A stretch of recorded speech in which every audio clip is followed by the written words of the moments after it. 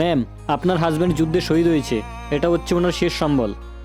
Ma'am, আপনার husband যুদ্ধে শহীদ হয়েছে, আপনার কান্না আসছে না? আরে স্যার, কান্না করার কি আছে? আমি তো খুব ভাগ্যবান, আমার স্বামী যুদ্ধের জন্য শহীদ হয়েছে। আমার কাছে আরো দুজন ছেলে আছে, তারা দেশকে রক্ষা করার জন্য বর্ডারে যাবে।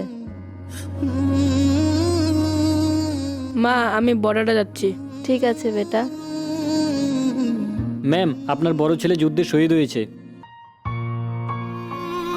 ম্যাম, আপনার বড় ছেলে যুদ্ধে শহীদ হয়েছে, আপনার কান্না পাচ্ছে না? এতে কান্না করার কি আছে? বড় ছেলেও এ দেশের জন্য শহীদ হয়েছে, এটা তো খুশির খবর। আমার কাছে আরো একটা ছেলে আছে, সেও দেশকে রক্ষা করার জন্য বর্ডারে যাবে। বাবু, এখন তুইও যা বর্ডারে, দেশকে রক্ষা করার জন্য। আপনার ছোট ছেলে যুদ্ধে শহীদ হয়েছে, এটা হচ্ছে ওনার শেষ সম্বল।